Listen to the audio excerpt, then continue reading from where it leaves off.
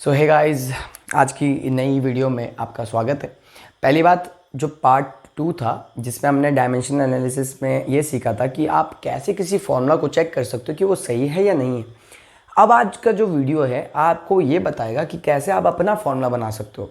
अगर आप कोई साइंटिस्ट बन गए मान लो, ठीक है, और आप ऑब्जर्वेशंस कर रहे हो और तब आप कैसे अपना फॉर्मूला दे सकते हो, ये भी आपको ये बताता है डायमेंशनल एनालिसिस। तो लेट्स स्टार्ट द वीडियो बिना किसी देरी के। ओके,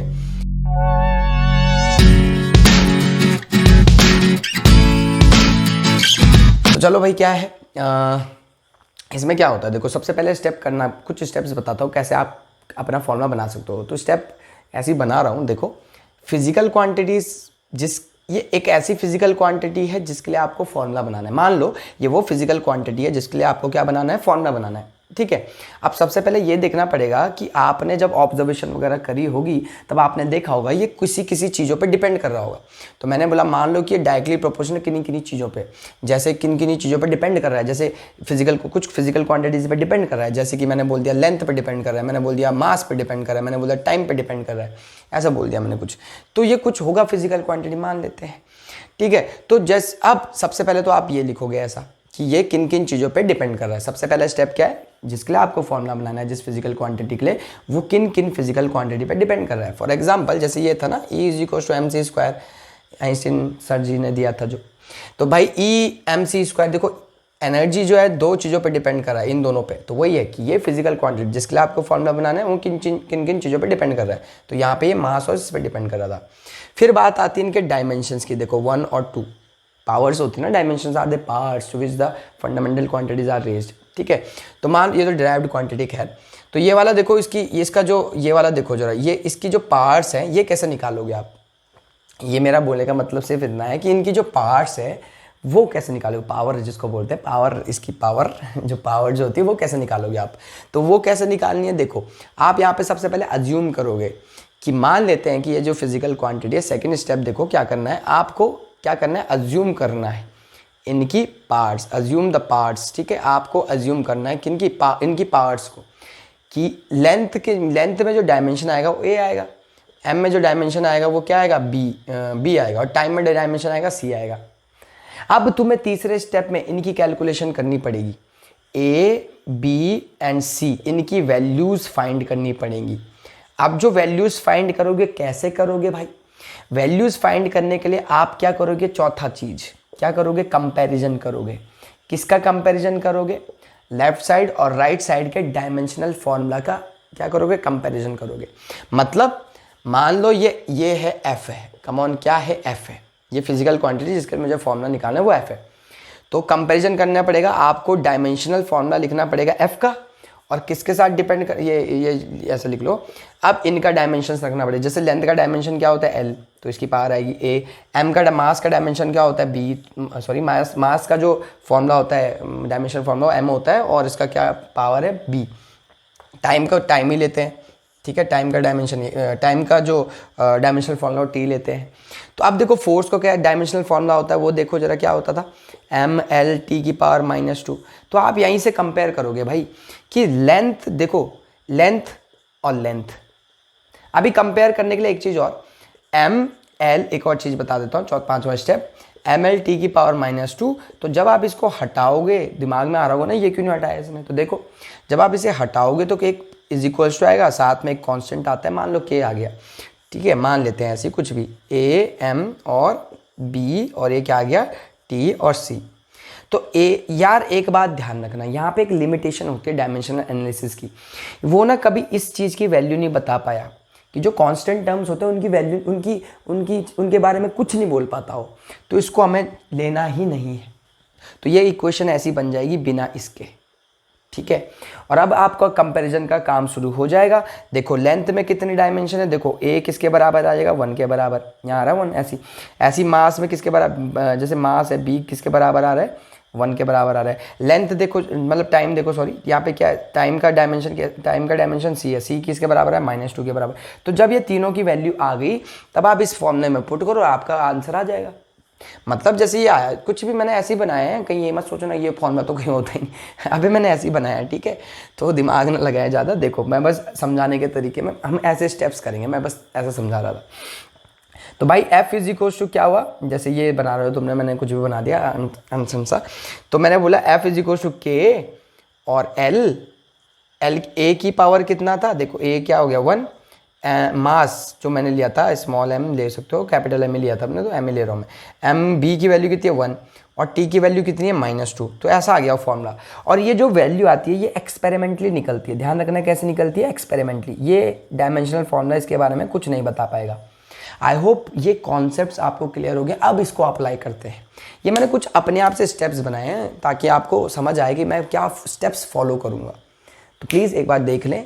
सबसे पहले आप देखेंगे किन पे डिपेंड कर रहा है, फिर उसके बाद उनकी डायमेंशंस रखोगे, अज्यूम करोगे ए बी सी, फिर दोनों के क्या करोगे, डायमेंशनल फॉर्मूला रखोगे और कंपैरिजन शुरू करोगे, ए बी और सी की वैल्यू निकालोगे। मेन काम है ए बी सी की वैल्यू निकालना, और जब वो वैल्यू आ जाएगी तब आपका लास्ट में फॉर्मूला बन के आ जाएगा। वैल्यू तो पुट करनी है, और क्या करना है, ये सब कुछ तुम्हें दिया रहेगा। तो let's start one example for it, तब ज़्यादा समझ में आएगा आपको। तो चलो स्टार्ट करते हैं एग्जाम्पल।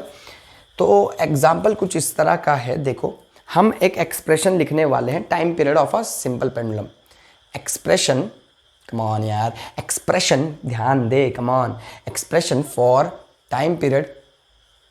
टाइम पीरियड के लिए मुझे एक्सप्रेशन निकालना है, किसके लिए, सिंपल पेंडुलम के लिए। ये तुमने सुना ही होगा, तो ये ज़्यादातर को फॉर्मूला इसका पता भी है। तो वो निकालते हैं जरा, किससे, डायमेंशनल एनालिसिस का यूज़ करके, ठीक है। तो देखो इसमें जो टाइम पीरियड होता है, जब उन्होंने ऑब्जर्वेशन करी, ऐसे एक्सपेरिमेंट कर रहे थे, पेंडुलम को देख रहे थे, ठीक है भाई, ये किन किन चीज़ों पे डिपेंड कर रहा है, ये सब चीज़ें जब देख रहे थे, तो उन्होंने जब देखा कि जो टाइम पीरियड है, मतलब हमें फॉर्मूला किसका निकालना है, देखो साफ साफ बोल रहा हूँ, एक्सप्रेशन निकालना है किसके लिए, टाइम पीरियड के लिए।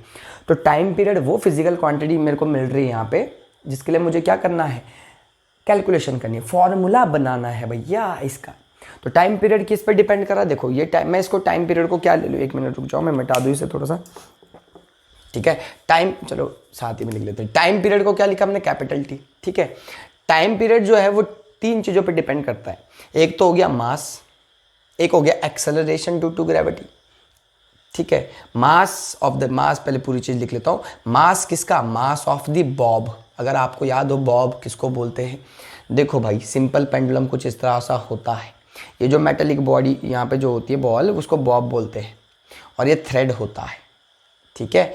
इसकी ये जो लेंथ होती है, इफेक्टिव लेंथ होती है, दिस इज एल, ठीक है। इतना तो तुम्हें समझ में आ रहा होगा, ठीक है। तो ये किन किन चीज़ों पे डिपेंड करती है, देखो मास हो गया, मास ऑफ द बॉब। दूसरा डिपेंड करता है ये लेंथ ऑफ द बॉब, ये लेंथ ऑफ द थ्रेड, ठीक है। ये लिख लिया मैंने, आई होप आपको समझ में आया, L for length of the thread, अब लिखने की जरूरत नहीं मुझे।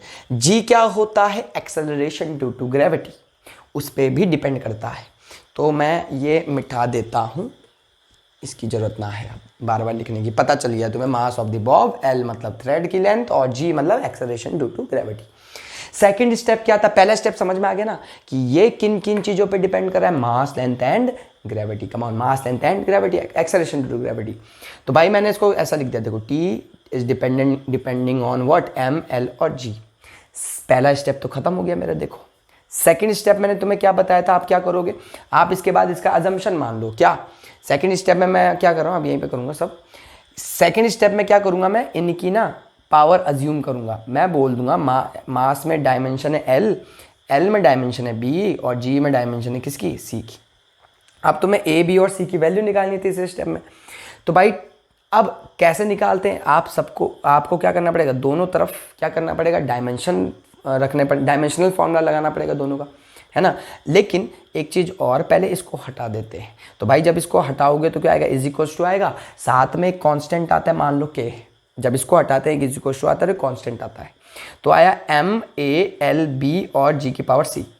भाई इसके बारे में तो कुछ नहीं बोल सकता, डायमेंशनल फॉर्मूला इसके बारे में, डायमेंशनल एनालिसिस के बारे में बोल ही नहीं सकते कुछ, ठीक है। उन्हें पता ही नहीं, ये एक्सपेरिमेंटली फाउंड करा जाता है, ठीक है, ये एक्सपेरिमेंटली निकाला जाता है। तो यहाँ पे इसकी लिमिटेशन यही बन जाती है, एक लिमिटेशन डायमेंशनल फॉर्मूला की यही है, डायमेंशनल एनालिसिस की एक लिमिटेशन यही है। तो अब देखो इसको मैं हटा देता हूँ, इसकी जरूरत नहीं पड़ेगी, तो मेरा ऐसा बन गया ALBG⁻C, क्योंकि मैं इसके बारे में कुछ नहीं बोल सकता। तो अब मेरे के पास यहाँ पे सॉल्व कर रहा हूँ मैं, देखो क्या T का डायमेंशन, अब डायमेंशन पुट करूंगा। T का डायमेंशन होता है T, M का डायमेंशन क्या हो गया, मास का डायमेंशन भैया M ही होता है, कैपिटल ए। L मतलब लेंथ, लेंथ का डायमेंशन क्या होगा, B होगा। और G क्या होता है, एक्सेलरेशन ड्यू टू ग्रेविटी, जिसका डायमेंशन क्या होता है, L T⁻²। Hey come on यार, इतना याद है, उसकी पावर C हो गया। आई होप इतना समझ में आ रहा होगा। मेरे पास जगह नहीं बच रही है, मैं वहाँ इसको मिटाना पड़ेगा, ठीक है। तो देख लो आप, स्क्रीनशॉट ले लो, फिर मैं इस तरफ लिख रहा हूँ। तो इतना तो तुम्हें समझ में आ गया। इसको मैं मिटा देता हूँ, जगह नहीं है मेरे पास, छोटा बोर्ड है बेचारा, मैं बहुत गरीब आदमी ठीक है। तो चलो आगे देखते हैं। ये देखते हैं ऐसा, इसको मैं थोड़ा यहाँ पे लिख दूँ। ये कुछ ऐसा बना है, देख लेते हैं। T, ये क्या बना है, ये M, ये बना है ये L, और वो क्या बना है, LT⁻²।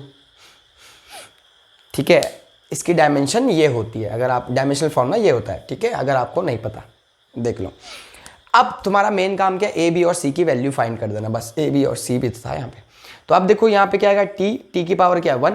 भाई मास लेंथ भी आ रहा है, तो एक काम करते हैं मास भी लिख लेते हैं, यानी कि मास में टाइम का डायमेंशन तो कुछ था नहीं, लेंथ में उसका डायमेंशन कुछ था नहीं, तो मैंने 0 0 ले लिया। अब कंपेयर करने के लिए आसानी हो मुझे, तो ये तो एक ही M दिख रहा है मुझे, यहाँ पे L भी एक ही दिख रहा है मुझे, नहीं 2 दिख रहे हैं, तो इसको पहले मल्टीप्लाई कर देते हैं, L की पावर B, इसको बाहर लिख लेता हूँ मैं, सेम जैसा लिखेगा। L क्या होगा, L⁻C हो जाएगा, और T की पावर क्या होगा, -2C। मैंने अंदर मल्टीप्लाई कर दिया पावर का। भाई अब सुन क्या होगा, L, ये देख L 2 बार आ रहा है ना, तो क्या हो जाएगा, पावर्स क्या हो जाएंगे, ऐड हो जाएंगे इसमें, तो जाएगा M की पावर A, L की पावर क्या होगा B+C, और T की पावर क्या होगा -2C। यहाँ देख जरा, M की पावर क्या 0, T की पावर 1, L की पावर 0। भाई A के फॉर्म, A की कंपेयर करो यार, कंपेयर करो, A की पावर क्या आ जाएगा 0, टाइम की देखो जरा -2C, और वहाँ कितना है 1 है, तो C की वैल्यू नहीं निकाल सकता तू यहाँ से, क्या C = कितना आ जाएगा 1/2 माइनस में, तो देखो C की वैल्यू, A की वैल्यू, और ठीक है, और क्या बचा है, लेंथ कहाँ गया, लेंथ की वैल्यू क्या आई, देखो B+C = क्या आ रहा है, B+C = क्या आ रहा है, 1 आ रहा है, ठीक है, नहीं सॉरी 1 नहीं 0, B+C = 0, सॉरी फॉर डैट, इसकी पावर B+C थी, मैंने गलती से वो देख ली, ठीक है, तो लेंथ ही होगी, ओके। तो C की वैल्यू आपने यहाँ से पुट कर दी, कितना आ जाएगा, -½ = 0, तो B की वैल्यू कितनी आ गई, ½ तो यार 2 चीज़ें समझ में आ गई, ये A पे डिपेंड नहीं कर रहा, मतलब मास पे डिपेंड नहीं कर रहा टाइम पीरियड, ठीक है, साफ वो मतलब उन्होंने मतलब उसकी डायमेंशन 0 बता रहा हो। अब देखते क्या करता है, टाइम पीरियड का जो फॉर्मूला बताना है वहाँ पे पुट कर देंगे, अपने आप आ जाएगा, मैं कुछ नहीं बोल। अब देखो ये जो है C की वैल्यू आ गई, और ये B की वैल्यू आ गई। अब जरा पुट करते हैं उस फॉर्मूले में जो हमने निकाला था, ओके, तो रखते हैं, अरे मास, तो हमारे पास फॉर्मूला क्या था, T is directly proportional to M, length और G। M की पावर क्या था A, इसकी पावर थी B, इसकी पावर थी C, और मैंने इसको खोला था T = K, M की पावर A की डायमेंशन क्या था 0, जो मैंने कुछ नहीं करा भैया, जो आया यहीं से आया। L की पावर क्या था B की पावर कितना है ½ और G की पावर कितना था -½ तो ऐसा नहीं लिख सकते क्या इसको, यानी कि भाई हमारे पास फॉर्मूला क्या बन रहा है, कम ऑन यार, T = क्या हुआ, K वही रहा, इसको M की पावर 0 गया, ठीक है, तो ये बचा, सिर्फ ये दोनों बचे, इसकी पावर 0 तो हो गया 1, तो ये हो गया कितना, L की पावर ½ यानी कि L की पावर ½ और G को नीचे ले लेते हैं, तो ये भी हो जाएगा ½ यार, ½ का मतलब अंडर रूट तो नहीं होता, बिल्कुल, तो T = क्या होगा, K √L/G, बिल्कुल। एंड माय डियर फ्रेंड, मैंने बोला डायमेंशनल एनालिसिस ने आपको ये बता दिया कि ये फॉर्मूला, टाइम पीरियड का फॉर्मूला ये है। अब बात आई है इस K की, भाई मैंने बोला ना वो कुछ नहीं बता सकता, डायमेंशनल एनालिसिस इसके बारे में कुछ नहीं बता सकता, तो क्या एक्सपेरिमेंटली फाउंड हुआ है कि K की वैल्यू जो होती है वो 2π आती है, कमॉन क्या आता है 2π, तो ये फॉर्मूला पता क्या बन जाएगा, T = 2π √L और G, the time period in चीज़ों पर डिपेंड कर रहा है, इन चीज़ों पर, ये फॉर्मूला था, ऐसे बनाया गया। I hope you people are getting it. आप न्यूमेरिकल्स देखें, अपने बुक में, आपके इस कॉन्सेप्ट समझ में आ गया होगा तो आपको ज़रूर समझ में आएगा। प्रैक्टिस करिए, मैं और वीडियोस लाते रहूँगा। तो please take care, bye bye, see you, टाटा, और पढ़ते जाइए।